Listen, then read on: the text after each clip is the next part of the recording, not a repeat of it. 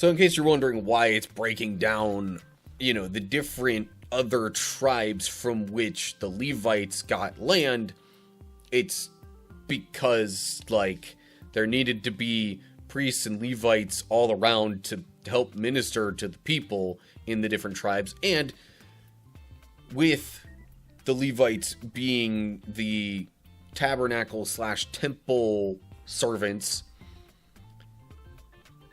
they did not get their own, you know, concentrated plot of land.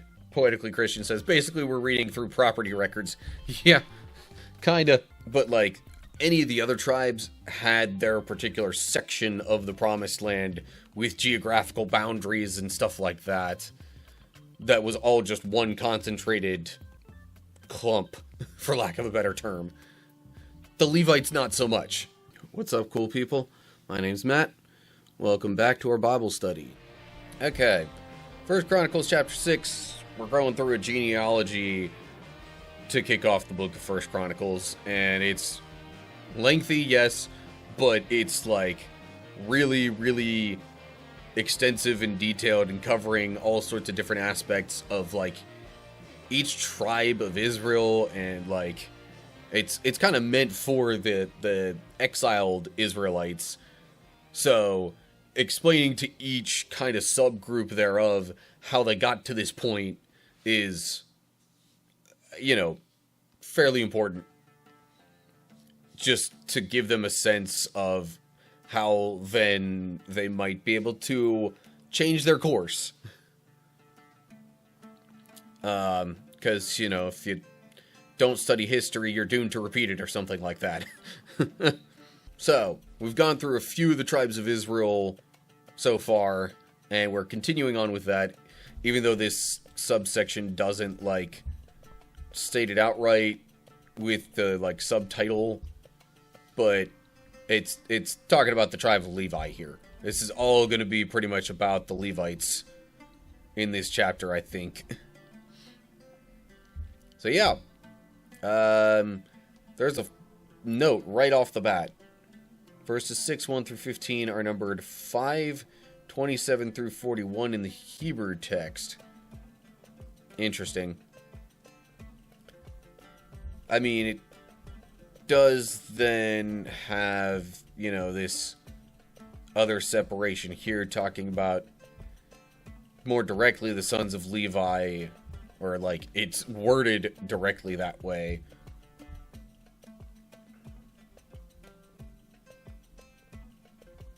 So I guess, I mean, I don't know. I don't think which chapter it's in really makes a ton of difference here.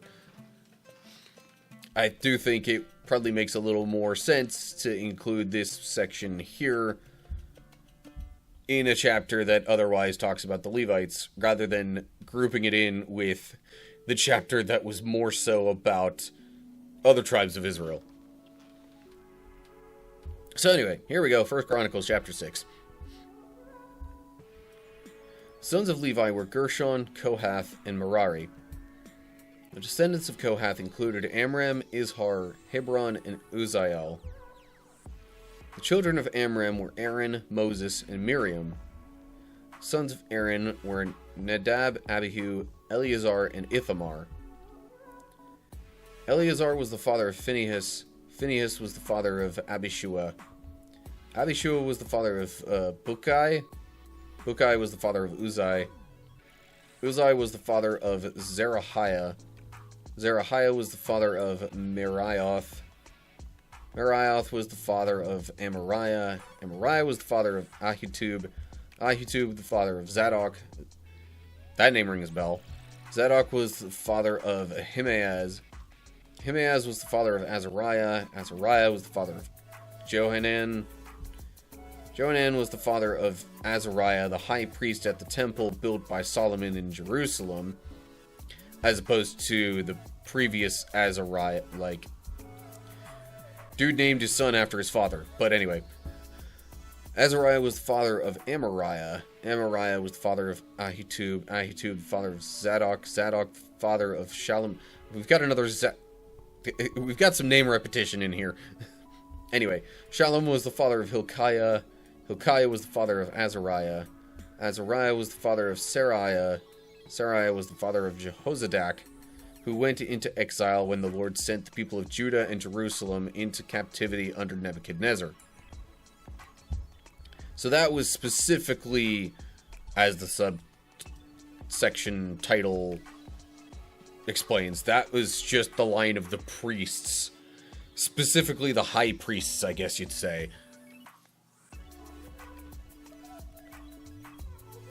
Or at least having a more specific focus there. Aaron being the first one really officially labeled high priest. Because, like, there wasn't a tabernacle or the altar or any of those sorts of things beforehand. But it's following from, you know, that branch of the tribe of Levi.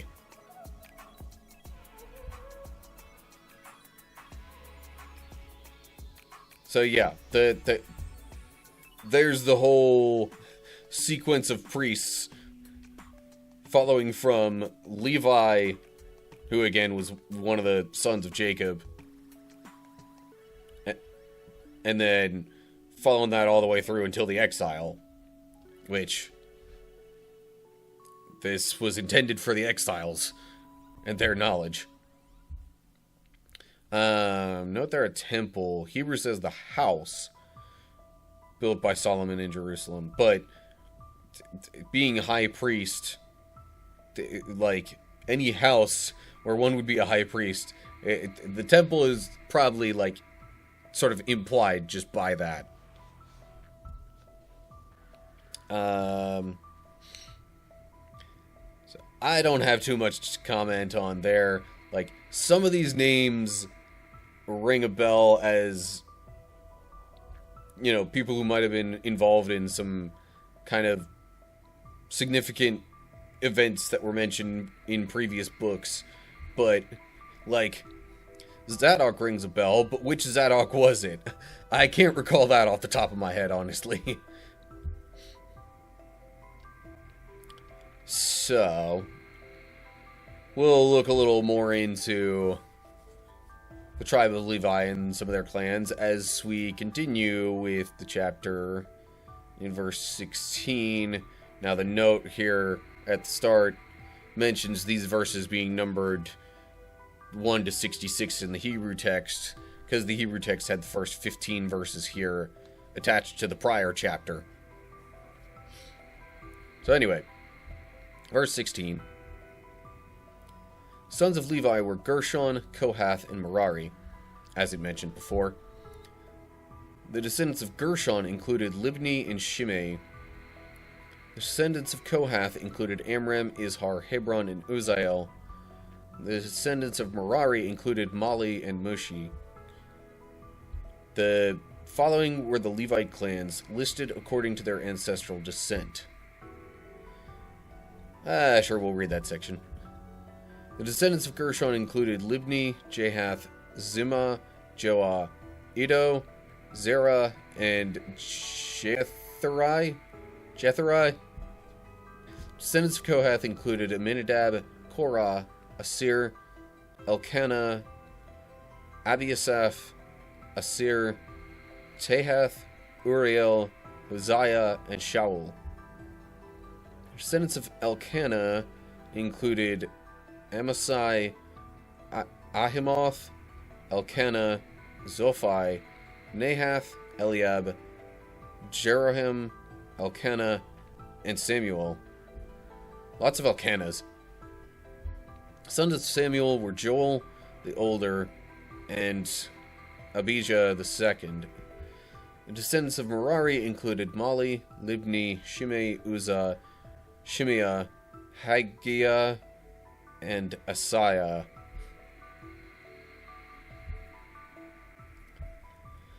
Okay, so right up here in this part, we've got a little more of because I think in this prior section it focused just on, you know, following the priestly line, so it just went to Kohath and then not Gershon and Merari. Down here, we also get mention of Gershon and Merari and their descendants.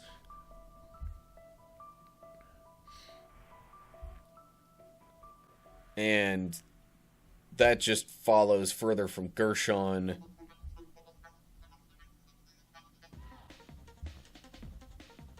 That follows more on Kohath. And then we got Elkanah following even further from there, I would assume. Because, I mean, there's Elkanah mentioned here, and then it mentions the descendants of Elkanah. So I'm assuming this Elkanah is the same as that Elkanah.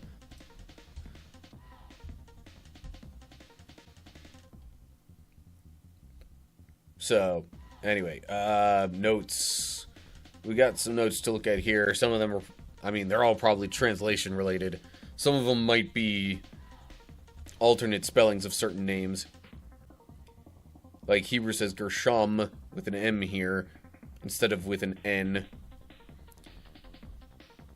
C61 also in 6, 17, 20, 43, 62. All within this chapter, there's like 6 different spots where that same spelling appears, or like translation is the one way, where it could debatably have been the other, I guess. Note it. Abiasaph, Hebrew spells it with an E instead of an A. Compare parallel text in Exodus 6:24. Interesting. But yeah, I mean, there would have been previous places in the Bible to compare notes, so to speak, and see, wait a minute, this is spelled different over here. But they should be the same person. And especially just like one vowel being different or something like that. Given the way ancient Hebrew operated, which, if I remember right, had like basically no vowels.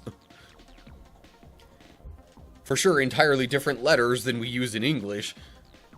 Then, yeah, like, okay, that's sure. Same person.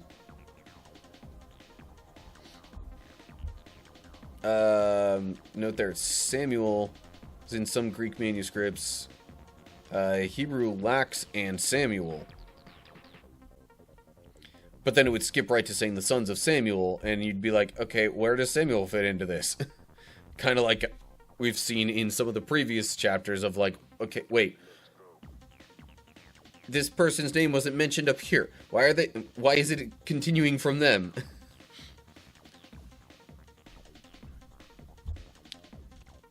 And that's what causes some of the confusion, at least for me. Note there, Joel, as in some Greek and Syriac. Hebrew lacks Joel, but that, I like. All right, I'm not gonna look too much into that because that would, like, I feel like I would fry my brain trying to figure out, okay, what in the world would this say if it didn't have Joel in there? Because there wouldn't even be multiple sons mentioned right there then. And now apparently we're gonna look at the temple musicians, starting in verse 31. David assigned the following men to lead the music at the house of the Lord after the ark was placed there. They ministered with music at the tabernacle until Solomon built the temple of the Lord in Jerusalem. They carried out their work, following all the regulations handed down to them. These are the men who served along with their sons.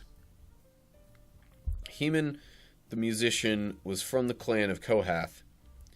His genealogy was traced back through Joel, Samuel, Elkanah, Jeroham, Eliel, Toah, Zuph, Elkanah, Mahath, Amasai, Elkanah, Joel, Azariah, Zephaniah, Tahath, Asir, Abiasaph, Korah, Izhar, Kohath, Levi, and Israel. Okay, that section kind of worked backwards. But still. And then Heman's first attendant was Asaph from the clan of Gershon. Asaph's genealogy was traced back through Berechiah, Shimea, Michael, Besaiah, I don't know, Malchijah, Ethni, anyway, Zerah, Adiah, Ethan, Zimah, Shimei, Jahath, Gershon, and Levi. Heman's second assistant was Ethan from the clan of Merari. Ethan's genealogy was traced back through Kishai, Abdi, Maluk, Hashabiah, Amaziah, Hilkiah, Amzi, Bani, or maybe Amzai, Bani, anyway, Shimmer, Mali, Mushi, Merari, and Levi. Their fellow Levites were appointed to various other tasks in the tabernacle, the house of God. Okay, so since the musicians had a specific role or a specific duty assigned to them, I guess it wanted to specifically get into how they were connected with the overall tribe of Levi. Except this time it's just working things kind of backwards. It's like, alright, here, this guy Heman was the main musician, and he was, here's, you know, how he traces back to Levi and Israel, aka Jacob. And then, basically, his two assistants each came from other branches off of Levi. Other clans, I guess, is what they would typically be called. But still tracing them back to Levi. Okay. Got a few notes to look at here. Hebrews says the tabernacle, the tent of meeting. Which, I guess, I mean, just calling it the tabernacle for short is fine and makes sense. If I recall correctly, there might have been, like, another tent of meeting that wasn't the tabernacle back in, like, Moses' time. That might have even been pre-tabernacle. But I guess it may have also just been called, the tabernacle may have also just been called the tent of meeting at times. Not in this translation of the Bible from what I've seen, but maybe by the Israelites at some point. Note there, Israel mentions that that was the name God gave to Jacob after the whole wrestling match thing. Verse 39 here, Hebrew lacks from the clan of Gershon. But it's got Gershon here in the lineage that it's tracing back. So, yes, he was from the clan of Gershon. And, okay. No other notes to look at there. So yeah, we're still, this whole chapter is all about the tribe of Levi, at least so far. And now we're going to get into Aaron's descendants more specifically, but Aaron also was in the Levitical line. So, anyway, verse 49. Only Aaron and his descendants served as priests. They presented the offerings on the altar of burnt offering and the altar of incense, and they performed all the other duties related to the most holy place. They made atonement for Israel by doing everything that Moses, the servant of God, had commanded them. The descendants of Aaron were Eleazar, Phinehas, Abishua, Bukai, Uzai, Zerahiah, Merioth, Amariah, Ahitub, Zadok, and Ahimaaz. Now, didn't it go beyond Ahimaaz up here in, like, the... Yeah, following the priestly line? Because then it mentions Azariah, Johanan, and others. But, I mean, going back through all of them maybe isn't necessary. This could be just a shortened version. Either that or... Well... Yeah, I'm not quite sure why it stops it there, honestly. But... we went through all that before, so I'm fine with not rehashing all of that again. But yeah, so only Aaron and his descendants were essentially allowed to be... Well, it says only... They were the only ones that served as priests. I was about to specifically say high priests, but... I guess they might have just been priests in general. And there were probably other sons and, you know, maybe others beyond the ones mentioned right in here that served as priests in general. But I'm pretty sure all of these men were high priests, at least if I remember right. There would have been a lot of need for priests all over the place, really. Which we're kind of about to cover why that was the case here as we continue with verse 54. This is a record of the towns and territory assigned by means of sacred lots to the descendants of Aaron, who were from the clan of Kohath.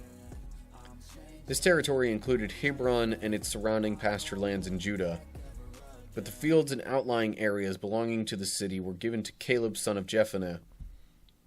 So the descendants of Aaron were given the following towns, each with its pasture lands: Hebron, a city of refuge; Libnah, Jatir, Eshtemoa, Holon, Debir, Ayin, Juttah, and Beth Shemesh.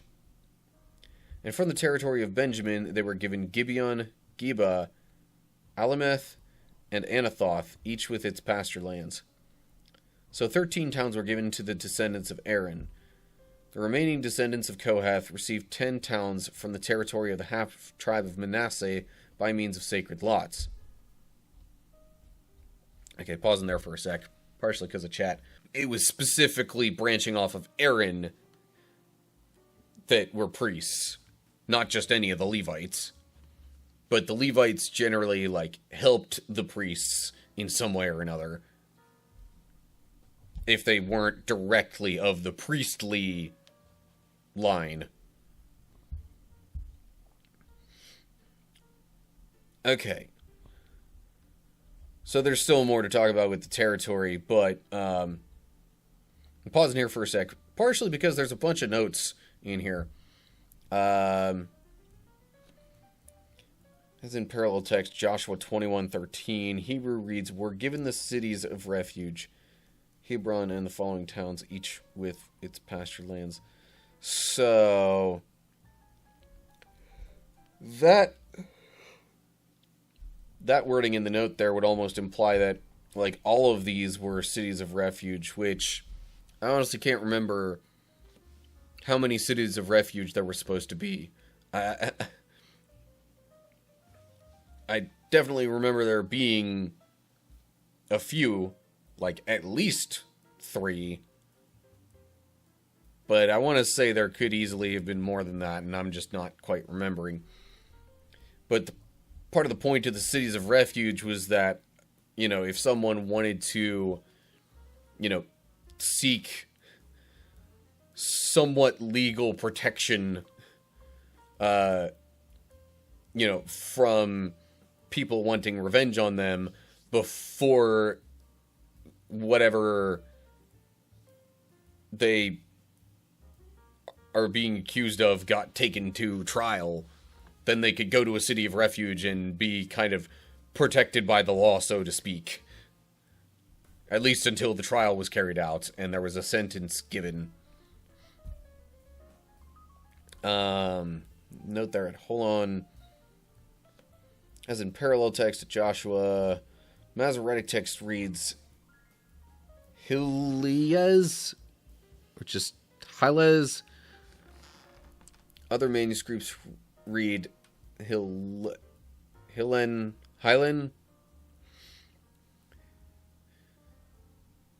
But again, if you assume that ancient Hebrew didn't really have vowels, that's really the only thing that's different. Other than maybe the Z instead of the N at one point.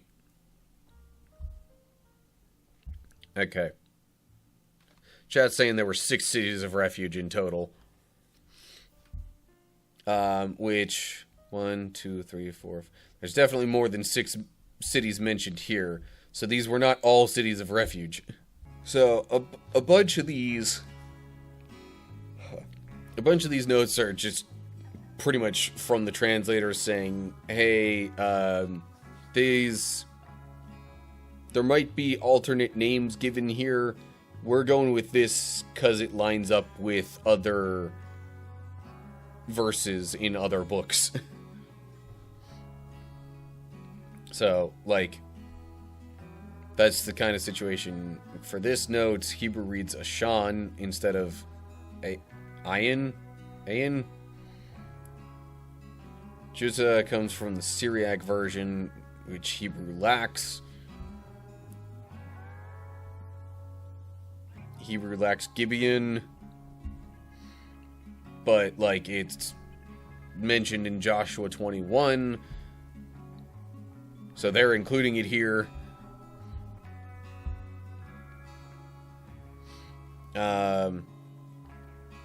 So they got 10 towns from the half tribe of Manasseh.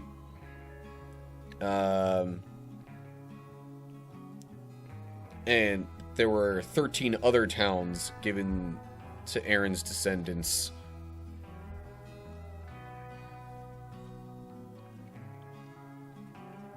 So, anyway.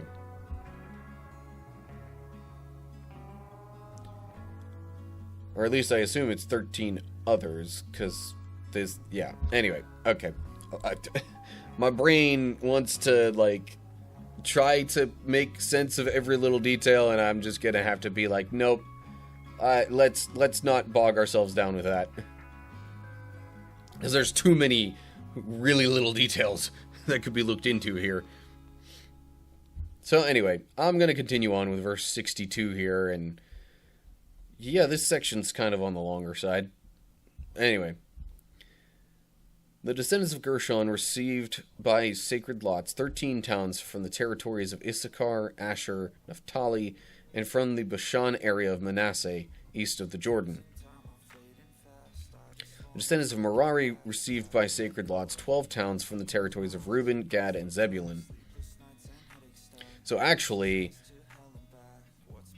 considering these were still other, like, clans of Levi, the total number of towns for the Levites was, what? That's 25 mentioned right there, plus another 23 up here, so, like, 48, I think that adds up to. But anyway. So the people of Israel assigned all these towns and pasture lands to the Levites. The towns in the territories of Judah, Simeon, and Benjamin mentioned above were assigned to them by means of sacred lots. The descendants of Kohath were given the following towns from the territory of Ephraim, each with its pasture lands. Shechem, a city of refuge in the hill country of Ephraim. Gezer, Jokmeam, Beth-horon, Aijalon, and Gath-rimmon. The remaining descendants of Kohath were assigned the towns of Aner and Bileam from the territory of the half-tribe of Manasseh, each with its pasture lands. At this point, I think I'm just going to read through to the end. The descendants of Gershon received the towns of Golan in Bashan and Ashtaroth from the territory of the half-tribe of Manasseh, each with its pasture lands. From the territory of Issachar, they were given Kedesh, Daberath, Ramoth, and Anam, each with its pasture lands. From the territory of Asher, they received Mashal, Abdon, Hukok, and Rehob, each with its pasture lands.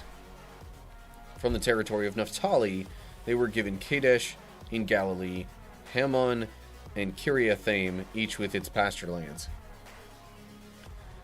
The remaining descendants of Merari received the towns of Jokneam, Kartah, Rimmon, and Tabor from the territory of Zebulun, each with its pasture lands. From the territory of Reuben, east of the Jordan River, opposite Jericho, they received Bezer, a desert town, Jahaz, Kedemoth, and Mephaath, each with its pasture lands. And from the territory of Gad, they received Ramoth in Gilead, Mahanaim, Heshbon, and Jazer, each with its pasture lands. So in case you're wondering why it's breaking down, the different other tribes from which the Levites got land, it's because, there needed to be priests and Levites all around to help minister to the people in the different tribes, and with the Levites being the tabernacle/temple servants, they did not get their own, concentrated plot of land. They were spread out amongst all the other tribes. So, yeah, that's why it's, got so much information in all this breakdown here. Poetically Christian says, basically we're reading through property records. Yeah, kinda. But, any of the other tribes had their particular section of the Promised Land with geographical boundaries and stuff like that. That was all just one concentrated clump, for lack of a better term. The Levites, not so much. So that's why it's so, complicated at getting into the land ownership. Okay. Notes for this section. This is as in parallel text in Joshua 21:21. Hebrew text reads, "Were given the cities of refuge." Yeah, and again, that wording would make it seem like more of these were cities of refuge, but they couldn't have been. So only two of the cities mentioned in all this were specifically named as cities of refuge. Yes, there were others, probably within this list, but because of the way they're translating it, it mentions it like that. So it's only real obvious that two of them were. If you're curious which other ones were cities of refuge, you can go back to Joshua.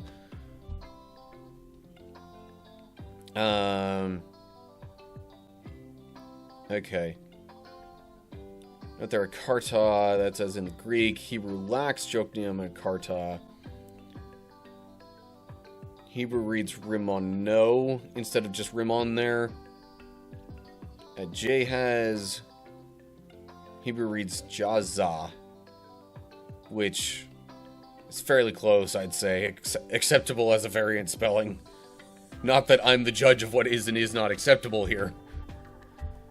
Anyway, okay, so there's all of your extensive information on the tribe of Levi.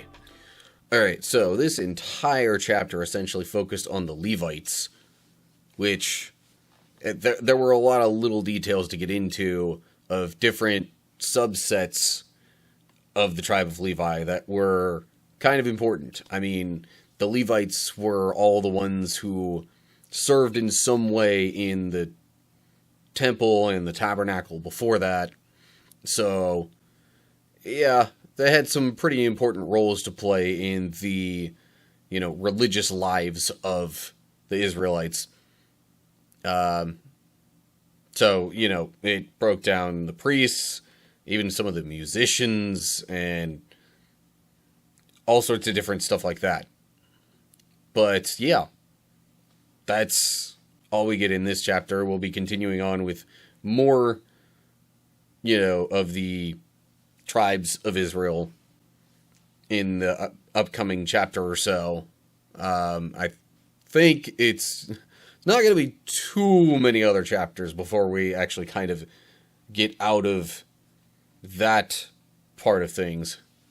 Might still be some more genealogy after that, but anyway, let me not get ahead of myself. As always, like and share if you enjoyed the video, subscribe to the channel, and click the bell to get updates when I post new videos. Look down in the description for links to social media pages and all sorts of good stuff. And down below that, leave your comments and leave your thoughts and questions down in the comments section. So that'll do it for now. Hope you're all doing well. Hopefully I'll see you soon for another video. Whatever the case is, till next time, stay cool, people.